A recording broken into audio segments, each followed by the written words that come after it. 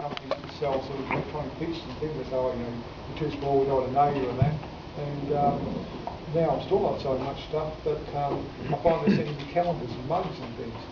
So that shows you how the Australian manufacturing industry's gone down. You know, I've been sort of standing there, sort of making a couple of boxes a week, and now I'm still standing there making a couple of boxes a week, and nobody else is making any. Although, you know, we're obviously doing well in software. But manufacturing, you know, how hard is it to actually manufacture an electronic box, an actual physical object in Australia? It's not that hard, but it's hard to do it cheaply.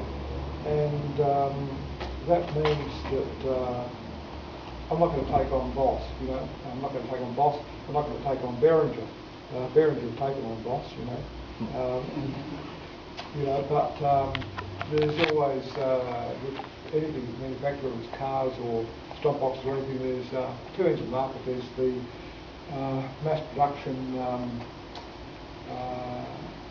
mass market thing at one end, and there's the, you know, maybe called boutique or specialist at the other end. And the only future for doing anything here, I think, is being at the extreme end. And niche marketing, it's an awkward thing. You've got to have a big enough niche that, you know, you're getting a couple of customers a week, but sometimes you find the niche is like sort of one customer ever, and that's me. So it's an awkward thing. How I got into making stock boxes, I was a second-hand book dealer back when people read. You know, I was born in the first half of last century, which sounds good for antique books. I was doing books, and then got into importing music software, and which was a terrible mistake. I think much better off you know, writing it, you know, if one could. Obviously Ross can. Then I thought, well, nobody can copy the stuff if they actually make hardware.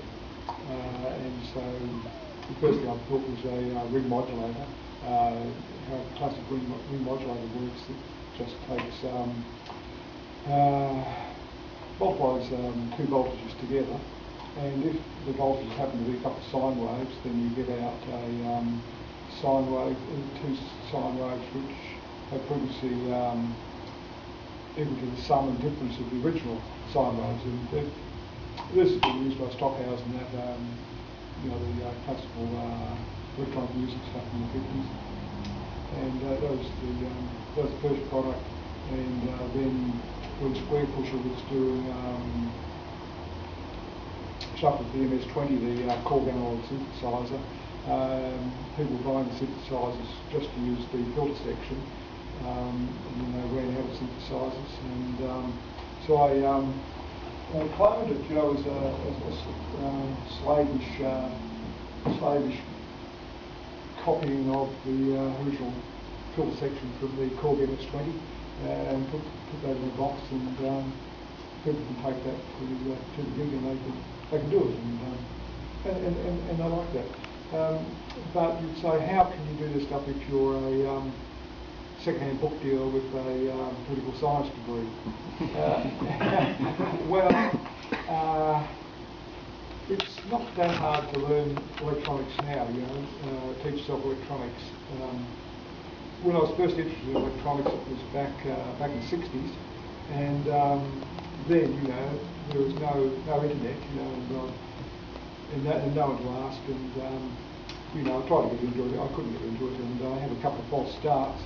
But now, with the internet, you know, you've got your little sort of, it's not it seems that half of YouTube, or at least half of YouTube that I look at, is people showing you how to solder. You know, you've got an idea on how to solder, and it's all there on YouTube, you know. If you look at what actually goes into one of these boxes, the printed circuit board, well,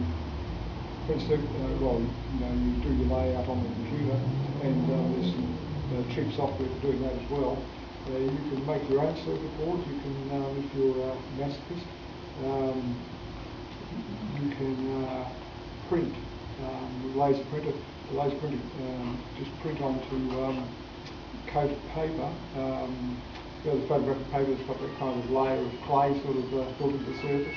You print your circuit board pattern onto that. Then you put that onto the copper coated board, and you iron it on. And the idea is that the toner that's on the paper melts and sticks onto the copper, and then you put the thing into, you soak it and peel the paper off, and you've got the toner pattern that's gone onto the board, and then you dissolve the copper off the board with a nasty chemical.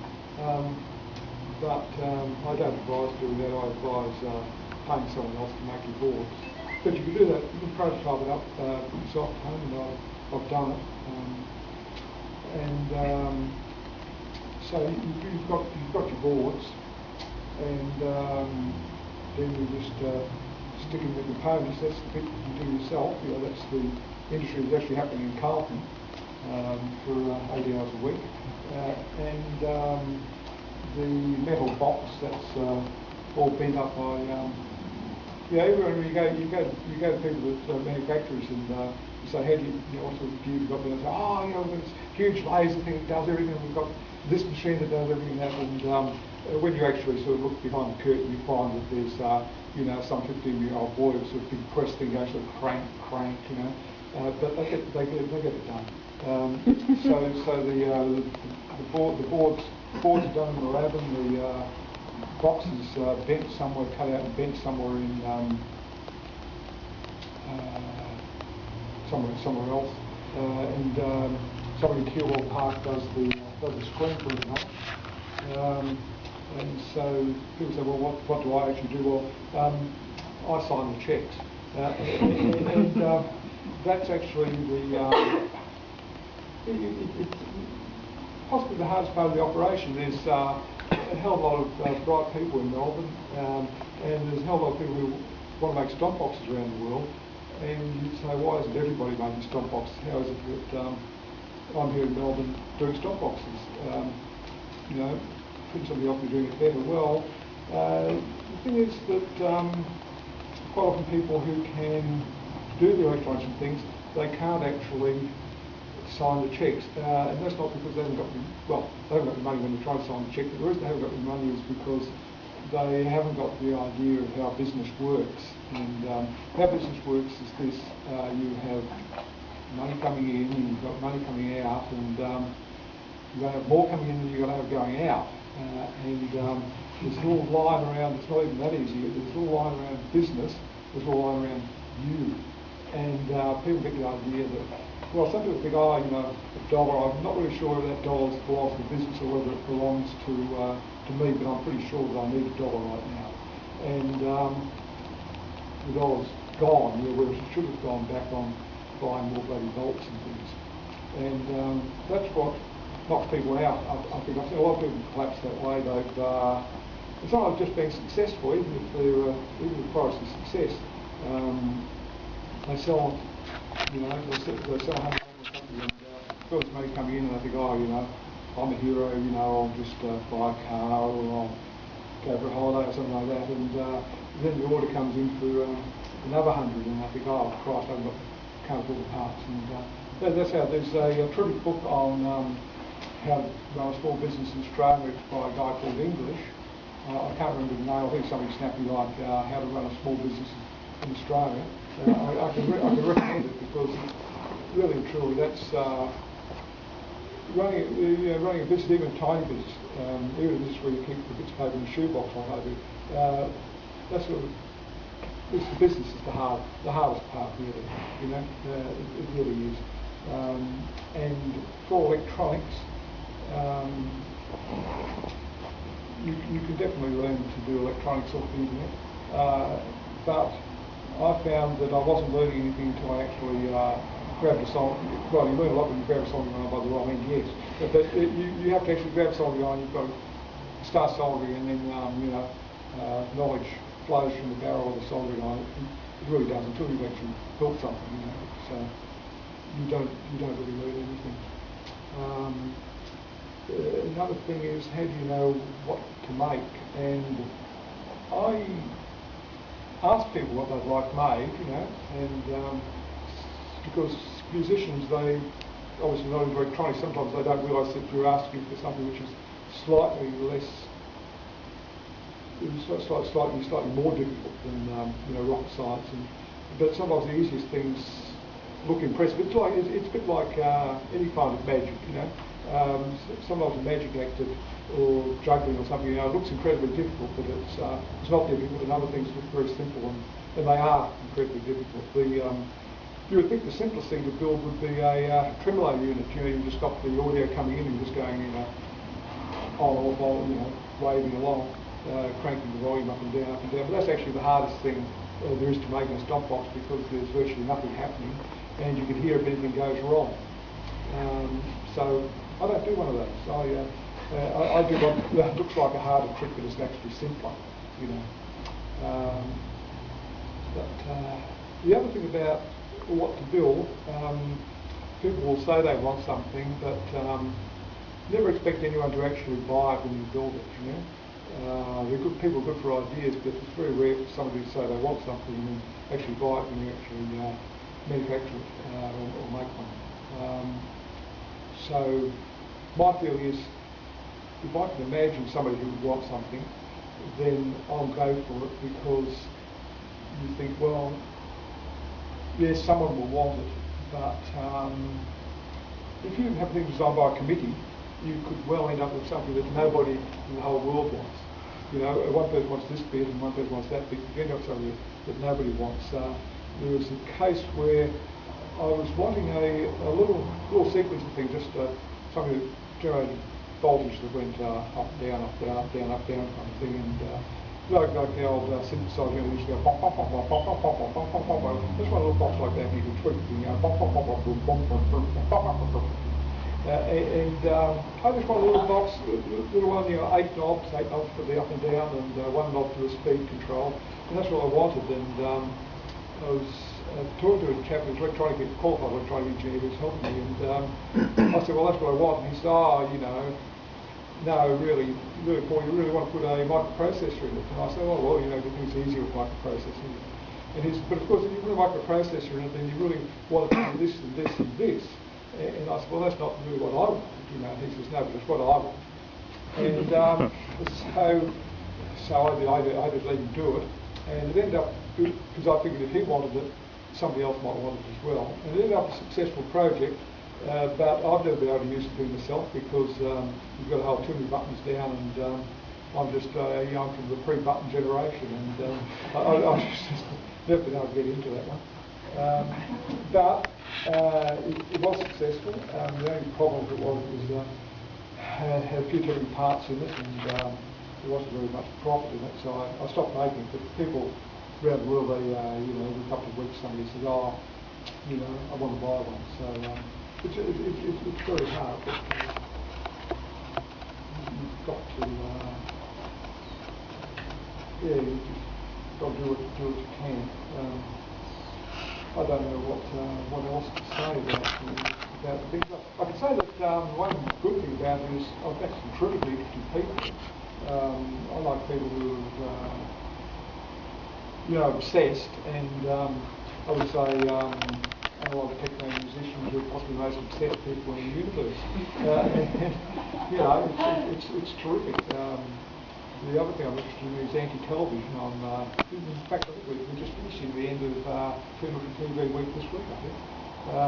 It's every people, well, every year, a couple of people turn off their TV for a week. I think, yes, that's the other thing. There's an electronics guru, a Cosmos guru, and he is Don Lancaster, American, wrote a book, how to use CMOS electronics, how to use TTL electronics before that, how to build your own video display before that, you know.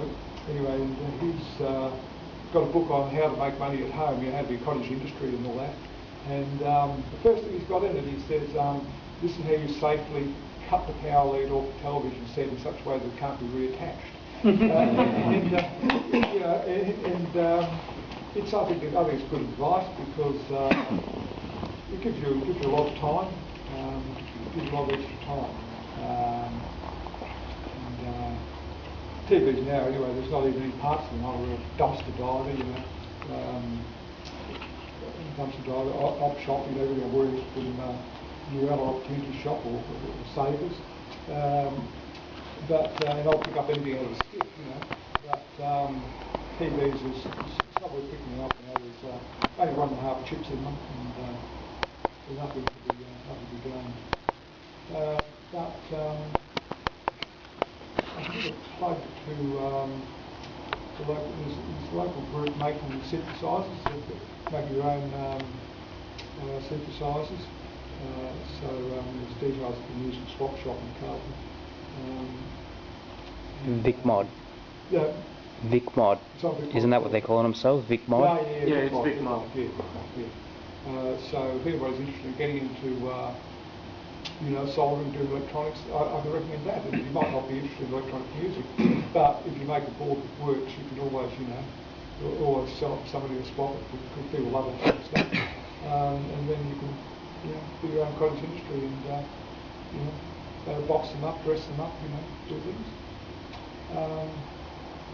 But that's, I think that's all I know. I'm going to put a bit of a thing together with a few links to Teach Yourself Electronics sites and things like that, and give it to Ross to put up on the Dorkbot site.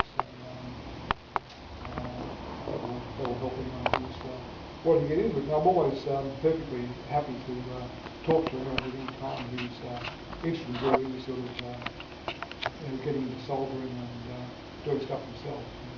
Because I think the more people do it, the better. I always encourage people to do stuff because I can't buy all the electronic components in Australia.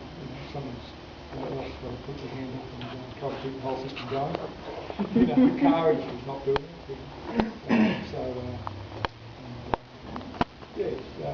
It's interesting employing people too. I can do a bit of electronic design, but I'm not the world's greatest, and I know I'm not the world's greatest, which is lucky.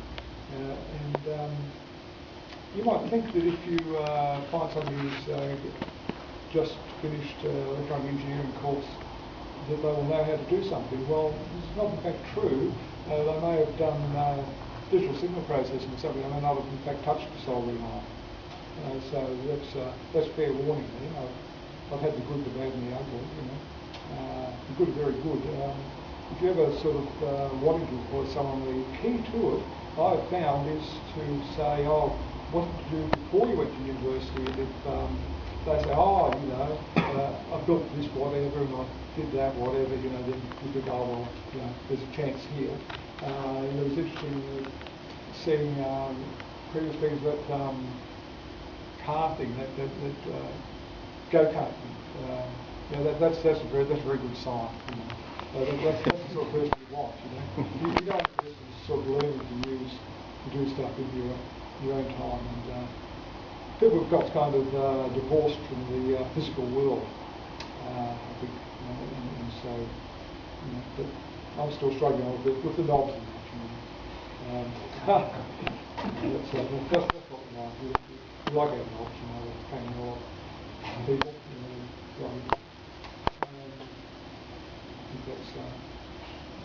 Well, I tell you, unfortunate experience with having business, and I don't know if it helps people much.